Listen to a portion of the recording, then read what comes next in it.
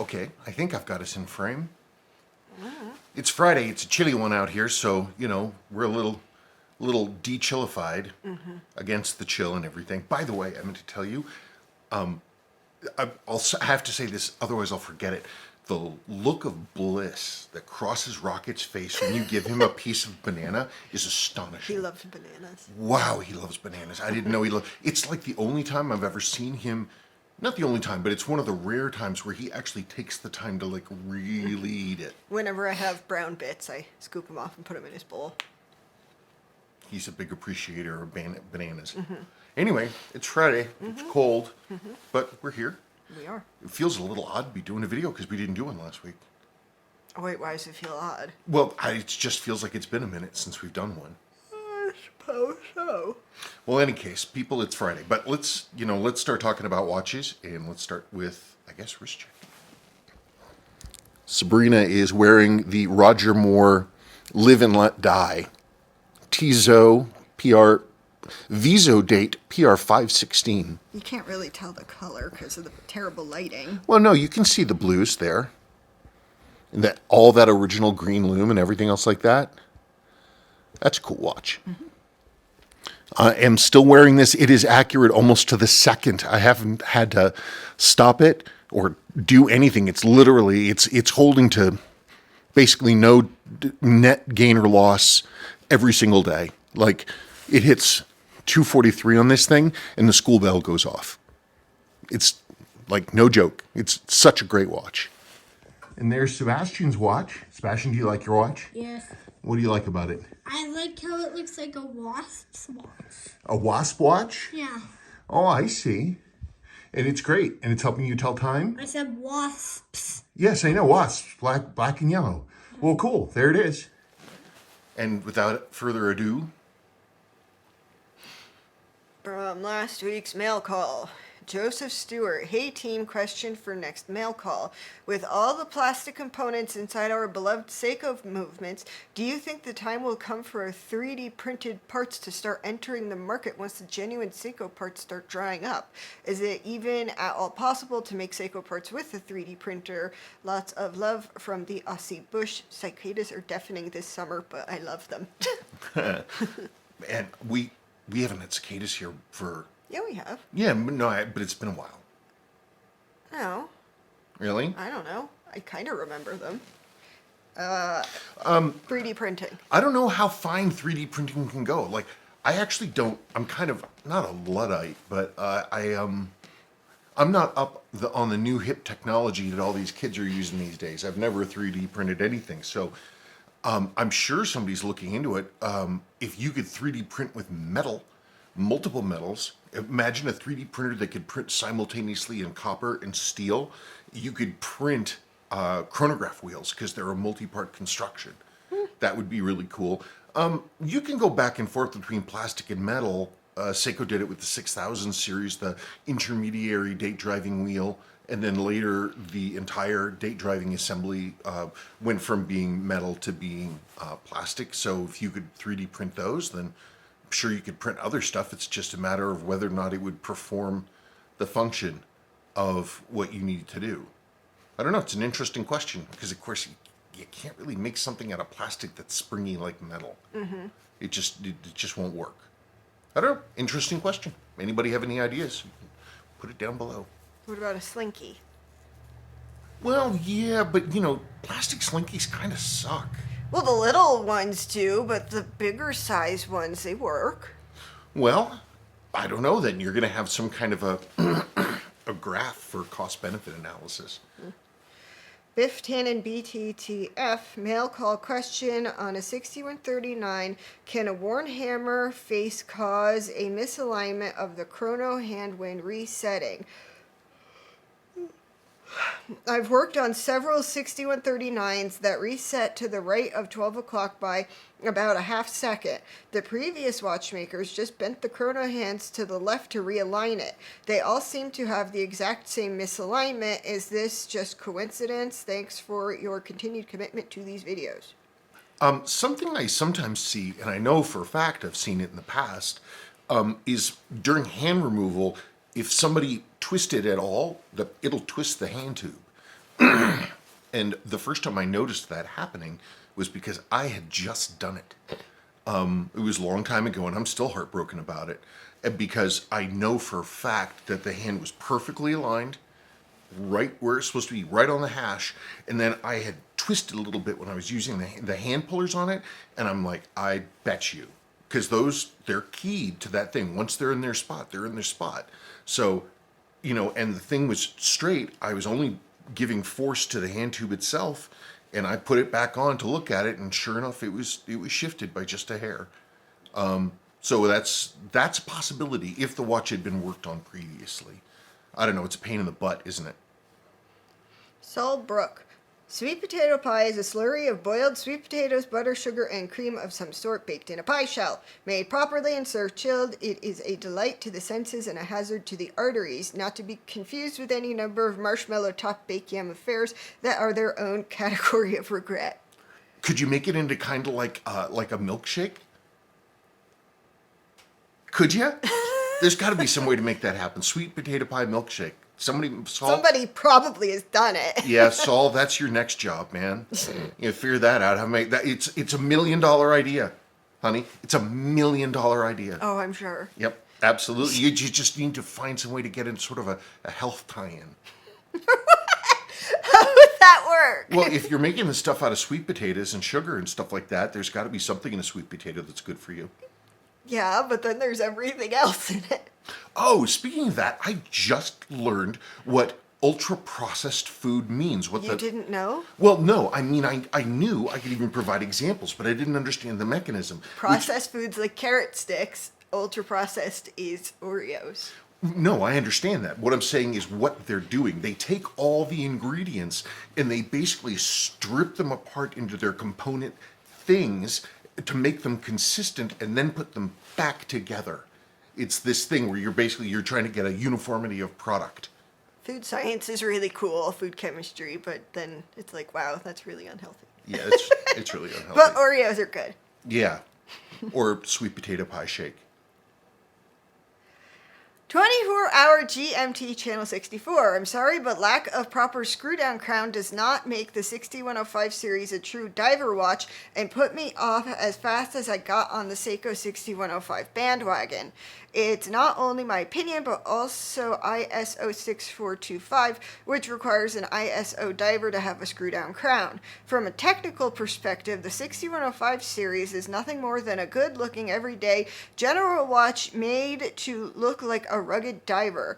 LOL, Captain Willard either had no understanding of the difference between a Seiko locking versus a genuine screw-down crown, or was too drunk to understand that spending an extra $20 more at the PX store for a Tudor 7021 or O would have gotten him a true 200-meter screw-down crown diver's watch on an oyster metal band. This is too bad because I was ready to buy a good U6105 8000 and maybe later down the road a 6105 8110, but this explains why so many had internal water damage. Yeah, especially the 6105 8000 slim cases. Those things, they're so hard to find those in really good condition because the crown is completely unprotected and it's not a screw down crown at all.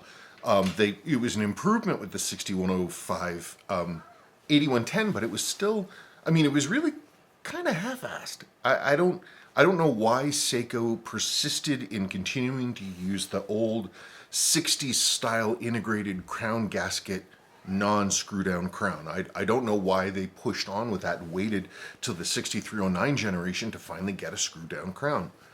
I mean, it was pretty atypical to have a screw down crown in the 60s, I think. I think it's, Seiko was probably with the herd on that one. Obviously, screw down crown is better in every single way. And I don't think in my mind, it doesn't sort of dethrone them as being dive watches. They were sold as dive watches and they functioned as dive watches and they were purchased to be used as dive watches and people used them on dives. I would call them, they have real dive cred and they are what they are. It just means that, this corner that was cut, for whatever reason, Seiko decided to cut the corner, just means that there's a lot fewer of them around today, and the ones that are around are in poorer condition. I don't know. They were probably saving some amount of pennies per watch by not having to make that part or machine the case or put the threaded crown tube in. I mean, I don't understand if I'm right or wrong or whatever, but they made that choice for a reason until they had to change tune. I think she just realized that because she was on me, as you saw, and then she left, and I think she stepped on the cold floor, and then she's like, wait, Mother is under a electric blanket. It's true. And that's why she's back. Okay, regarding the Hawaii Beach Find Marine Master. I have to preface this. So I was on Reddit and I was I don't know, running around in some thread, and I was like looking to see how conversations digress. And so at one point it was something about the Ukraine war or something like that. But the guy started talking about material sciences and that he himself was a corrosion engineer. And I'm like, oh my gosh. And so I told him the story about the Marine Master beach watch. More likely to be a surface defect than an impurity per se. Most stainless itself is not actually that resistant to corrosion in aqueous surfaces. It's very reliant on a thin layer of chromium oxide that forms on the surface to protect it. If that oxide gets damaged in an environment that's not conducive to reforming the oxide film, the potential difference between the passive film and the base material can drive really aggressive corrosion. Stainless in high chloride environments like the ocean is absolutely notorious for this. As to what damages the film in the first place, could be any matter of things. Could be a bit of grit between the bezel and the body that wore a hole when the bezel was turned. Could be various bacteria. Could be an oxygen concentration cell due to the narrow gap. Could even be a little bit of iron that was left from machining and the part never got appropriately pickled. I just thought it was fascinating to come across a guy who's his profession, he's a corrosion engineer. He said he primarily works in like oil and gas industry, stuff like that, because talking about how metals behave in corrosive environments is kind of a big thing. Anyway, but he gave me very helpful answers. So that's the thing. The sort of, if you've ever really cleaned a stainless case, like use like a silver polish literally on a stainless case, it goes zook and it gets bright, and then you realize, you look at the other side where you haven't cleaned it yet, it's a little hazy, and so you take that oxide off and it has to reform. And I guess in an environment where that oxide can't reform, you get a galvanic difference between the areas that have that film and the area that actively doesn't, and it can't reform, and then all of a sudden, boom, you're getting corrosion. Pretty neat. I thought it was neat. She just produced electric shock through her footy to my leg somehow by me petting her. Who's a kitty? 4MK Seiko 61380030 Blue Kakume Restoration. Bruce Barlow, great amplitude. Did you use the usual Seiko grease or change it up? I changed it up, man. Wow. I did the thing. I used S2 as braking grease, as I normally do anyway, but then I oiled the mainspring with 8200, and it produced great results. I mean, those were really, really good results. I have to apologize, by the way. Sometimes I'm not, when I make a video, I'm not aware if I've moved out of frame. And so I spent half the video like halfway off the frame and really annoyed like a handful of people. So I'm aware that I need to do better. I need to stop and check to make sure that I'm in camera, and that I'm worrying about my blocking and where everything is supposed to go. But sorry about that. But other people liked the video. That's good. I had fun doing the rebuild. The watch came out great. Okay. Super happy about that. KVW's What's in the Box Sabrina's Watch Collection. Tactical Truth 8118. Very nice. Thanks for sharing the collection. Somehow this collection seems so Sabrina. I didn't know I seemed away. Well, I'm away. There are so many nice watches here, and keeping them with the patina really presents them as special. My favorite of the collection is the Panda. The green bullhead-like watch is crazy cool also. Yeah, I'm picky about my patina. So, the reason why I like that Panda so much is because I don't really, it's rare for me to like panda patina. So when my watches are aged, I don't know, there's something about them that I like artistically, how it ended up.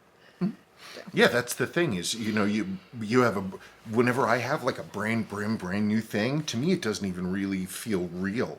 Like the true like value and interest in a piece, a large part of it is the wear and how it looked and how life treated it. I mean, that whole wabi sabi thing is something that I intensely connect with, and it's it's just you look at these pieces and they become their own individualized pieces, and some of them, it almost branches into art. Where am I? Ryan Walters, Sabrina sure loves her chronos. I didn't realize that. I just like a watch. I wonder why chronos. I don't know, I just like the way they look. I think you're bored by divers because you say they all look the same. Well, they don't. No, like, all of the Seiko black divers, if you're a normal person, they look the same. And so, I don't know. I'm wearing a diver now. Yes, you are. I mean, but you're wearing a sport diver with that beautiful peacock dial. Sebastian has a diver watch now. Oh, it's true. It's true. Sebastian got it into his head like last week that he wanted a watch. He really wanted a watch. He was really, really serious about it. So I thought about what a young man might enjoy. I'm going to have to look at the model or get it off of his wrist or something. You should do a wrist shot of it with this giant dive watch on his teeny tiny wrist. Yes, it's a black DHC coated kinetic 200-meter dive watch, all black on a black rubber strap. And I said, well, hey, I thought what would be benefiting from being worn, and that he could charge by running around with it, that could be relatively rugged and take the, what an 8-year-old boy is doing in that watch. And he can tell time without numbers. Yes, he learned to tell time without numbers. He did it himself by No, looking. he learned last year. And Did he? Yeah, unlike your daughters, he picked it up instantly. He was like, oh, okay, that makes sense. But he still, though, he learned, he loves the rotating bezel. And I don't know, he was using it to time stuff. And he asked me very careful, he wanted to know the answer for why it was a unidirectional turning. And I explained why, to my limited understanding, that we do that. And he listened, he loves the watch. Mm-hmm. He loves it. he won't take it off. He won't take it off. He loves it to death. Bruce Barlow. Number 1, 6105, 2, Omega 321, 3, Zodiac Landeron, 248, my top 3. Those are all good choices, but every watch in her box is good. So his number one that he likes your 6105. It's a special one. It is a special one. KVW is looking at new old watches. Hoyer, Seiko 6105, Seiko 6217. 24-hour GMT channel 64.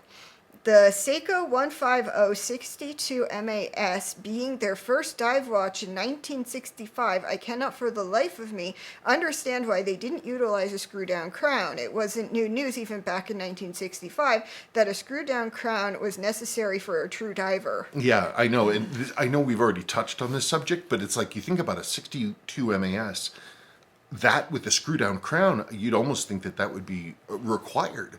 I do remember guys in the old days, the old days, actually having Rolex trip locks put on 61, I think 6309s for sure. That was something that some guys did, I remember, but also 6105s. I'm not sure about 6217s, but I really think I remember that somebody converted their 6217 to a Rolex trip lock. I don't know. There's something to be said for, peace of mind when it comes to your dive watch crown. XYZ chain 4199. Lovely watch, gonna be a pain in the behind to rebuild though. Which one? This is the Hoyer. Okay. Well, you talked about 3 watches. Yeah, this is the Hoyer with the Burin 12 chronograph movement. Oh my God. After the last time I talked about that, well, here, I'll talk about it. I'm sorry, go on. Go back to the question. Would advise to look into cross-referencing since parts are almost rarer than the watch itself. Also, how does it compare to the Seiko slide ruler size-wise, and how does it wear? I haven't put it on anything to wear, so I can sort of imagine how big it's going to be.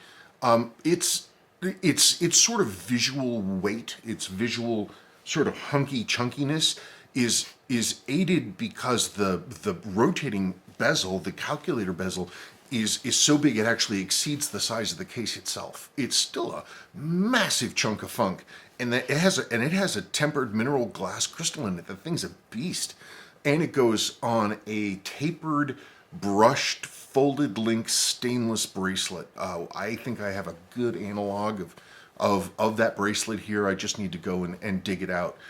I found a watch parts lot on eBay that had like 20 parts in it, several of which I need badly. I have no idea what happened to that watch.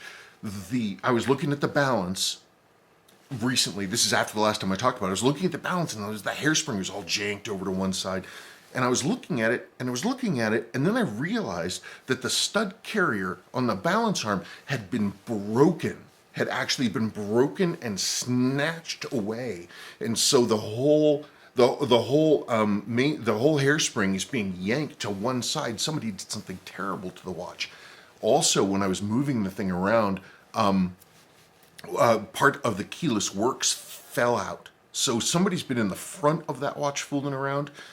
I've definitely got a broken, I'm sure I've got a broken minute counter wheel. Because it's snapped in the middle, and I can get them. They're not that horribly expensive. The only other thing is that the micro rotor, I can see it from the side, and it's just going like this. It's loose, and there's something stopping it from turning, and I'm not going to find out. I'm going to wait to get this parts lot. Lastly, there's one lever that has an incredibly fine spring on it. It's supposed to be a little teeny tiny, super delicate, like almost like a click spring. It's got a triangular face on one side. Somebody took it and bent it like this, and I'm trying to figure out how I can get it straightened again without breaking it. And I'm wondering, should I re-anneal it? Should I heat that up and let it cool slowly and hope to God that does it, or would heating it up be the wrong thing to do? If anybody knows, I'm dying to know. I'm facing this week. It's going to be my Christmas project. My Christmas break project. True Blue Miata, cool watch. What is the second bezel, a telemeter, or is it a slide rule design? How can you lose a watch hand, I wonder? Talk to the Lapinist about the case. He's an absolute master at case restorations. Yeah, I haven't. It's a slide rule. Inner and outer. The inner ring, I'm not sure. The inner ring, I think, is a snap-on bezel holding the crystal in place. Whoever put it on, they put it on wrong. It's cranked over about 33 degrees, and it's not where it needs to be. Yeah, it's gonna be my project for Christmas. Is gonna be taking that thing apart and seeing what I can see. I've got a lot of crazy work I have to do. I don't know what I'm gonna do with that missing hand. I haven't found one. I don't know how you lose a hand. The thing is, somebody was fooling around inside that watch. Yeah, they must have had it open with the way you're talking about how things were manipulated in it, and then maybe, I don't know, they pulled or pushed something which caused that screw up, and then the hand went wing. Yeah, the hand is probably on a floor somewhere in Addis Ababa, the capital of Ethiopia, honey. Wait, I think that's what it is. I don't know either. Anyway, it's Friday. I'm stopping myself every single minute from tearing into that Hoyer until my parts start coming in, because I want that thing to be apart in for as small a time as possible. But until I get those parts in, I'm working on that 6105. That's also from that lot that Sebastian has laid claim to. Mm-hmm. He was like, and so it's I want to get it right and make it nice, and that's the next thing on the agenda. Okay, well, thank you folks for watching. Sincerely appreciate it. And have a great weekend. And we will have mail call next week, but not the week afterwards, okay? Because that's in between Christmas and New Year's and all that stuff. Really? Yeah, Okay. all right, so yes, next week. Week after next, no. All right, thank you. Bye.